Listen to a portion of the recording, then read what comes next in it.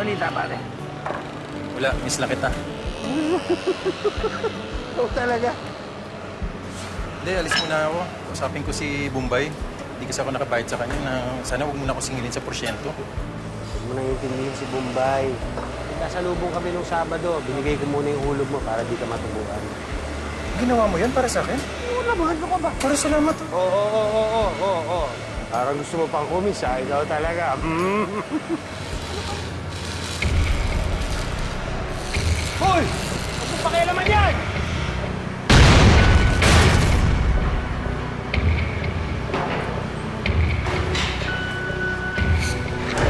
Tulungin si Alan! Dito ba? Tulungin niya!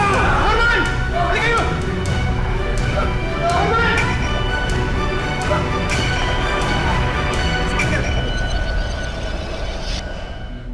Siya si Norman, mabuting asawa at ama, masipag na manggagawa at matulunging kaibigan. Pero lahat ng ito magbabago dahil sa isang hindi inaasahang insidente. Dahilan para bumaligtad ang pananaw niya sa mundo. Magandang araw po mga kapuso. Ako po si Vicky Morales at ito ang Wish Ko Lang. Let's go. Pagkatapos natin magsimba, kain tayo. Ha? Ayan, anong gusto nyo kainin? Sabi ni Mami. Oo, di ba sabi niya, ano bang feel? Ay, nakuhulaan ko pa nung kakain. Anong gustong kainin? Alam ko, manok na naman itong mga. Ito, mahilig sa manok to eh. Oy! Paano kayo manok? Ano man? Pare, mukhang may lakad tayo ah. Pare, magsisimba lang kami. Tagay muna. Magsisimba nga eh. Patagayan mo. Dati naman na pag naman sinarman sa atin ah. Di bale, pare, pag medyo nakalibre sa trabaho, ako mismo magyayaya sa inyo. Kaya ako pa. Ano, mauna na kami ha? Okay, pre. Ingat kayo. Sige. So yun na nga. Para ka nang baka sa akin. Niyayaya ko na. Bukas mo na yan, ano ka ba? Ano ba naman, Han? Tagal na natin pa yung dalawang yan. Siyempre, kailangan pagsamahan natin sila. Tayo Tara na. Ito, excited na to eh. Oy! Minsan lang ha. Ayoko pare. Nabintaw ng kalakal.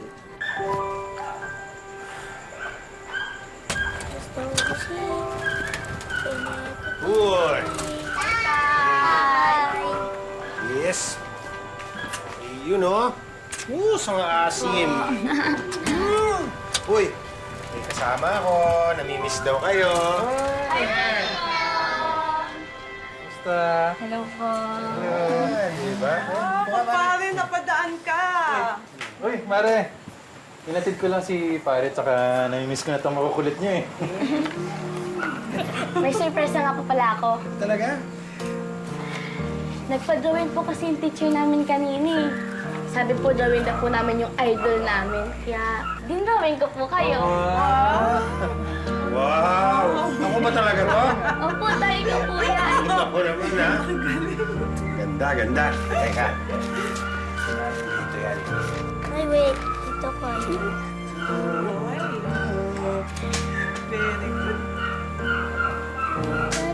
Wow, pare. Ha? Kita mo ha, wala ka niyan. Talaga? Sabit ko na ha. Talagang kinabit mo dyan, ha? Siyempre. Yan ako, ano po. Ang patakot ng mga ano. Ang gapo niya nga po dyan eh. Yan, pag susuntok ka, yung binti mo kailangan nakaano para pag suntok mo may power, gano'n. Ha? O, sige, dito. Yan, kabila. Ako naman. Ganun mo, mami mo. Yun o, di ba? O, ikaw. Ang galing mo talaga, Tay. Baka. Okay, nakanala ko. Punta na sa school, late na kayo. Sige na, papasok na daw, sabi ni Mami. Nagpa-practice Bye, lang kami. bye na po. Bye-bye. Makabait, ha? Bye. Makabait. Bye na. Huwag na tayo masyado ha. Ingat kayo, ha? Bye po. Bye-bye, ingat kayo. Ay, naku. Ang anak natin, baka mapaaway sa school sa mga tinuturo mo, ha? Hindi naman, ha? Hindi ko naman tinuturuan makipag-away ang anak mo. Tinuturuan ko lang siya dumipensa sa sarili niya. Para ako yung anak mo, baka mamaya bubuli-bulihin sa school yan. Mabuti na yung marunong mag-self-defense. Eh, bakit? Hindi naman lahat ng lalaki nakikipag-away, ah. O, sige, hindi na. Hindi na. Ako nga, hindi ako nakikipag-away, di ba? Pasok na ako, ha? Oo. Ano naman ganyan na kasi, Mango? At smile na. Smile na. Sige na. Hindi ako papasok pag di ka nakasmile. Smile na, smile na. Isa pa ang smile. Yung totoong smile. Sige na, pwede na ako pumasok. Ha, pasok na ako. Okay, sige ha. Pasalubong. Pasalubong ha. Okay, isa pa. Okay, sige. Bye, Annie. Bye, Mal. O, yung mga kara dyan, pakilinis nyo ha, para maistignan yan ha. Sige, yung pwede bang gawin ha? Ayusin yung lahat mga ayusin dyan.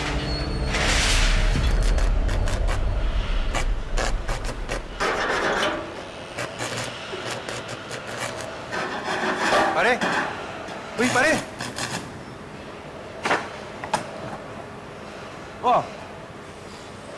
Ang balita, pare. Wala, miss lang kita. Ikaw talaga. Hindi, alis muna ako. Usapin ko si Bombay.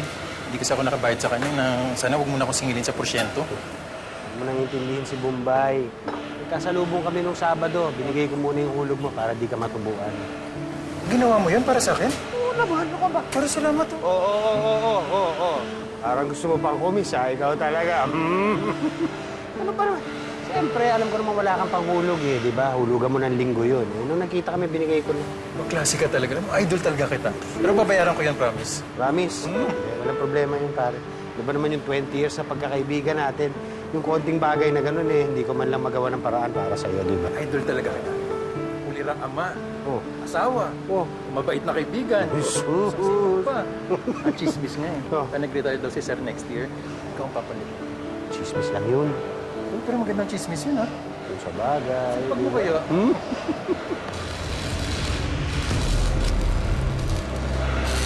Hoy! Ano pa kaya naman yan?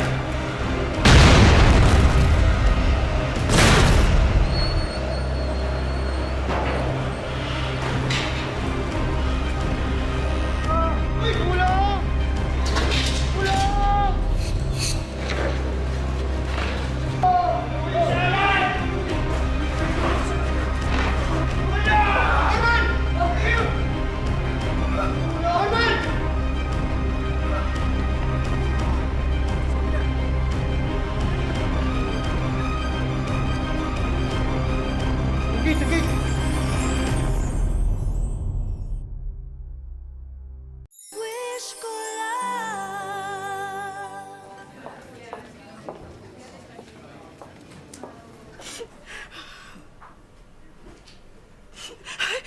Mahal. Diyos ko, salamat po, mahal. Kumusta ka? Ano nangyari? Pare, huwag ka muna kumilos, ha? Mari tatawagin ko lang yung doktor. Oo, sige.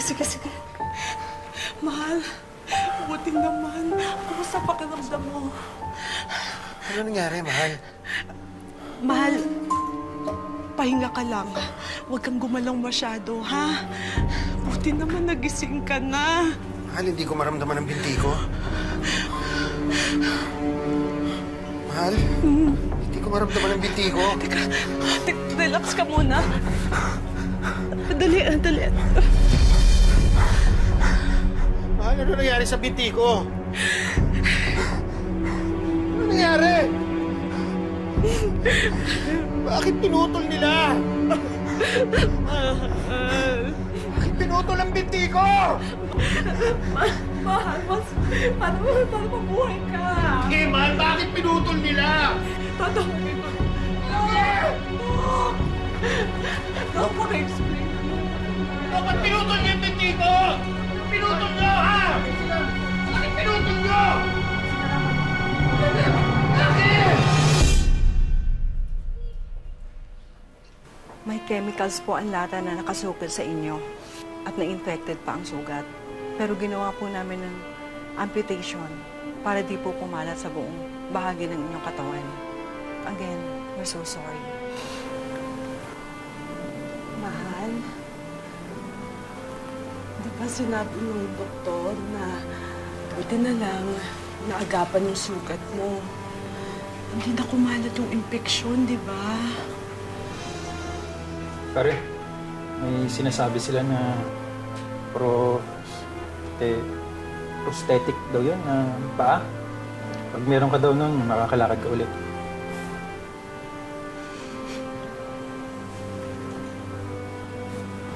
Tandaan.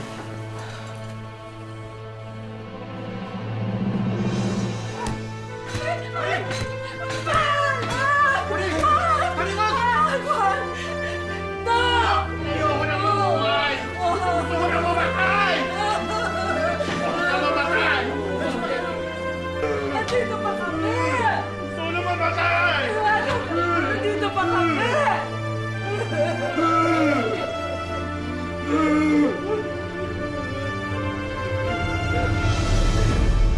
Hindi nagtagal, iniuwi na rin si Norman ng pamilya niya. Ngunit hindi na raw siya ang dating ama at asawa na nakagisna nila. Si nanay po yung nagluto nito. Ito pong juice, kami po ni Jesus ang nagtimpla nito. Labas nyo na yan. Dahil gusto lang naman po namin kahatiran ng pagkain. Gusto kong kumain. Kaya kong kumuha ng sarili kong pagkain at sarili kong juice. Hindi ko kayo kailangan na dalhan niyo ako ng pagkain dito. Labas niyo na yan!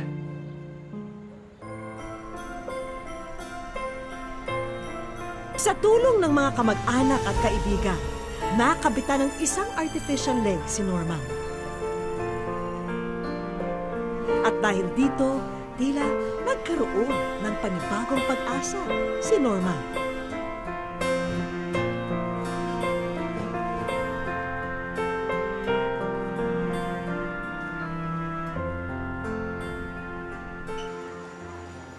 Ay, tagay mo na nga yan. Kwento ka ng kwento eh. Ano ka nalang kwento eh. Ano Ben, sa akin o sa'yo? Dalawa lang din, nang dadaya ka pa. Ayan, madayain pa ako. Eh, pabili kong sardinas. Thank you. Paring Norman, tagay ka muna. Huwag mong sabihin, pati kami tatanggihan mo pa rin ah. Hindi naman, pare.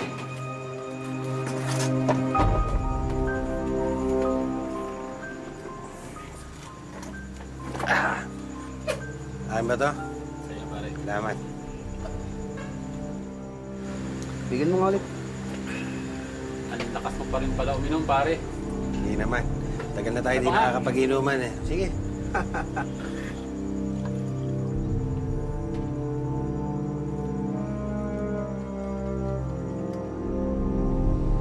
Ngayon alam ko na, Ang alin, pare? nung malakas palang inom ng tao, pag naputulan ng paa.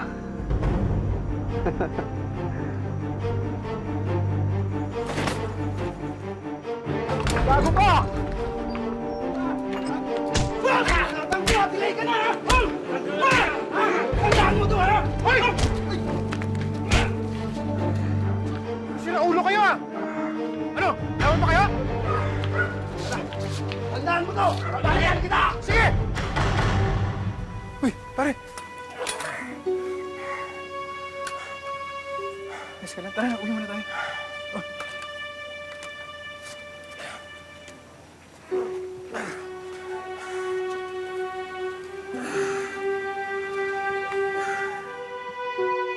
Ano bang ginagawa mo sa sarili mo? Ha? Kung may problema ka, magsalita ka sa amin! Ano ang ginagawa mo? Tignan mo sarili mo! Pare, natural lang naman na masama pa rin ang loob mo hanggang ngayon eh. Pero sana naman pare, huwag mo naman daanin sa pananakit. Nalala mo ba yung sinabi ng doktor? Maswerte ka pa rin nga daw eh. Dahil hindi napuruhan ng sumabog na bakal. Maswerte? Ako, maswerte? Sinasabi mo lang yan dahil hindi ikaw ang nadisgrasya. Uy, totoo yun pare. Hindi ka nag-iisa. Nandito kami ni Kumari para tumulong sa'yo. Kailangan ng tulong mo!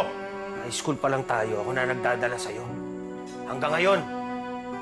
Tapos sasabihin mo sa akin, tutulungan mo ako? Hindi kita kailangan. Umalis ka sa pamamahay ko!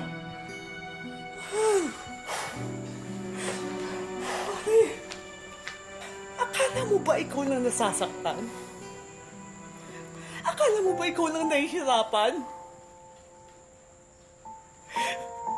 Hindi ka namin matulungan dahil pinahirapan mo kami!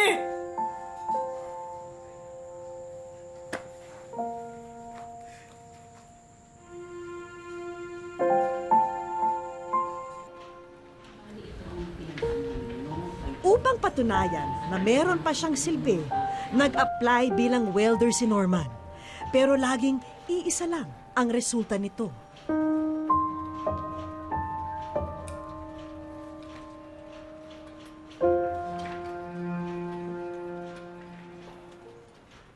Ano? Hindi na naman ako tanggap? I'm sorry, Norman. I'm sorry. Pasado naman ako sa interview, hindi ba? Pasado ako sa mga exam. Ba't di mo ako mabigyan ng trabaho? Kalma ka lang, Norman. Kalma? Kalma? Mas qualified pa ako sa mga ibang aplikante mo. Pero hindi mo ako mabigyan ng trabaho dahil plastic ang pako! Pag-inutil ka pa kaysa sa akin!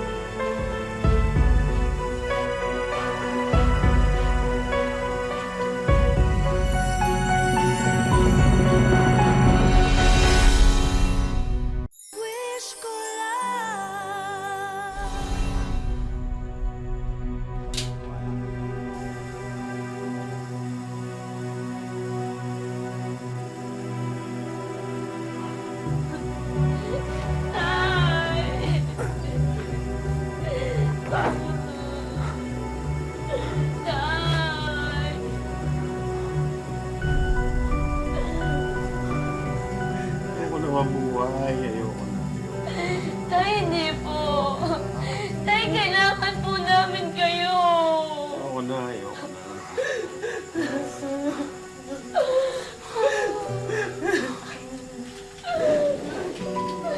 Ayun po.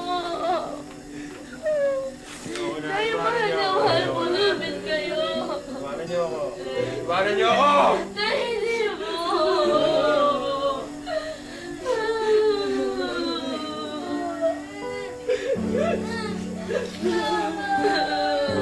Kinamalis na kayo! Iwanan niyo na ako! Ayoko na!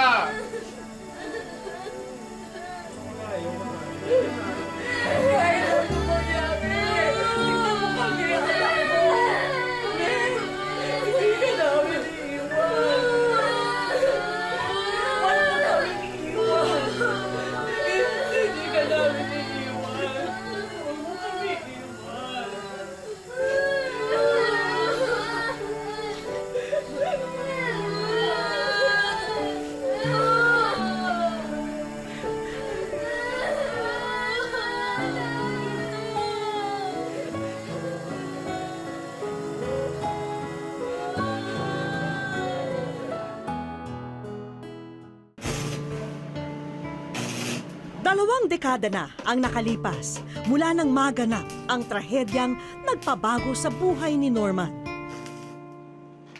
Pero hanggang sa mga araw na to, ang bawat hakbang ng kanyang bakal na paa nagpapaalala na pangalawang buhay na ang tinatamasa niya ngayon.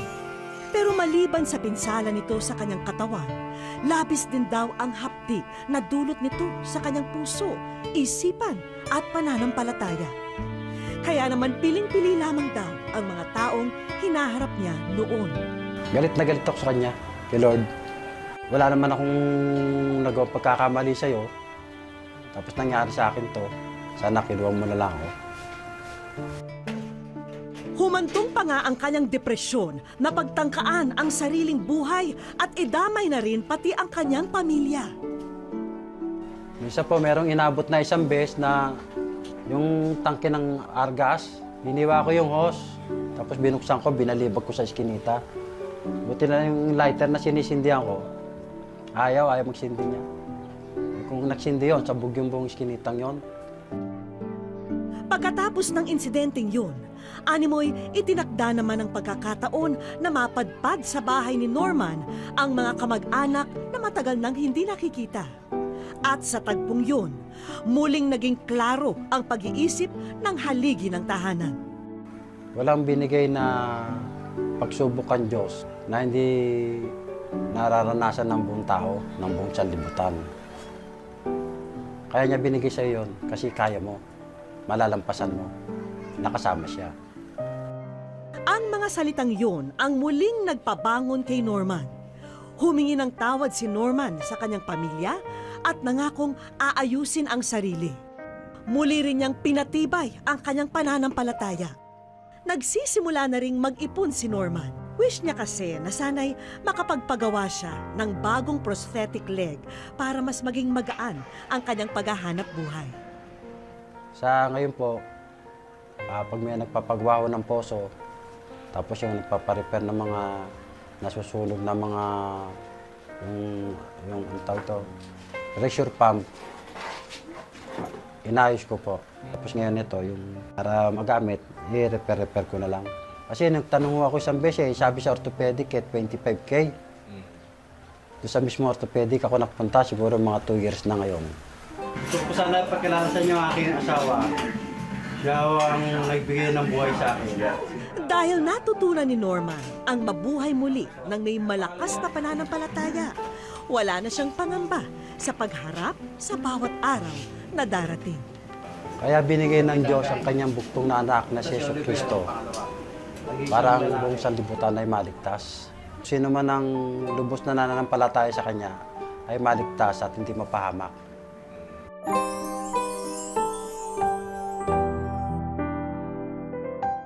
Sa aming pagbabalik, Ikaw ay nasa wish ko lang.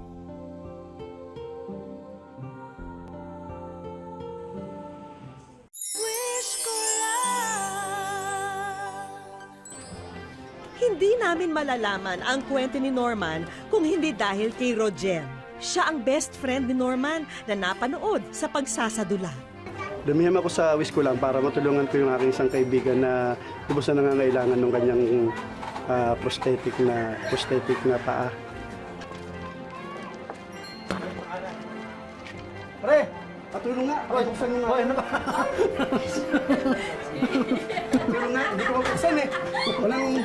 At dahil si Rogel na ang aming kinunsyaba, siya na rin ang bahala para sorpresahin ang kanyang BFF o best friend forever. Taboy pa. Ano ba ang dinala mong proyekto, Rogel, para sa iyong kumpare? Kailangan buksan niya yan eh. Paano ba gagawin natin dyan? Kasi walang susi. Oo, walang susi. Sana mabuksan mo ang kaong ito dahil mahalaga ang nasa loob nito. Meron bang hindi kayang masolusyonan si Norman the Handyman? Nang mabuksan na ang misteryosong baul, eto ang tumambad sa kanya. Ikaw ay nasa wish ko lang.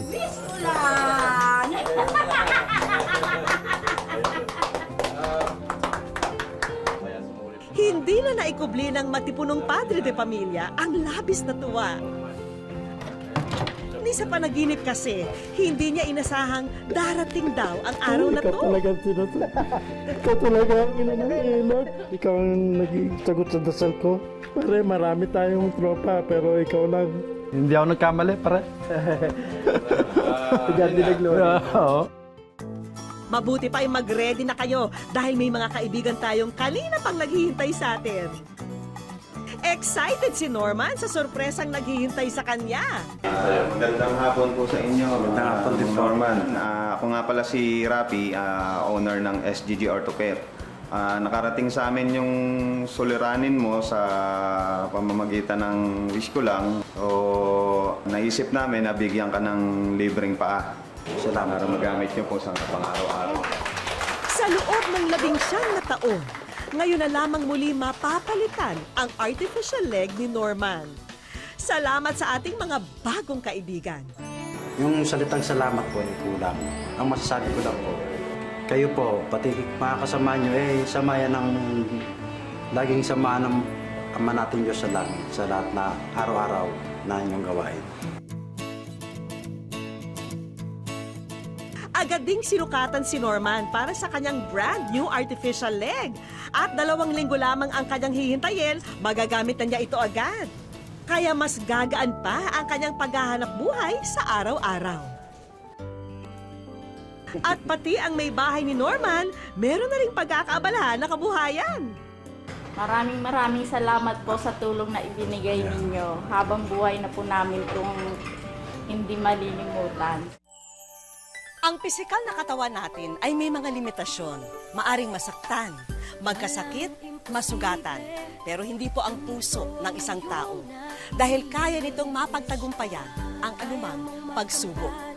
Salamat po mga kapuso. Ako po si Vicky Morales at ito ang Wish Ko Lang. May sorpresang naghihintay sa'yo kaya't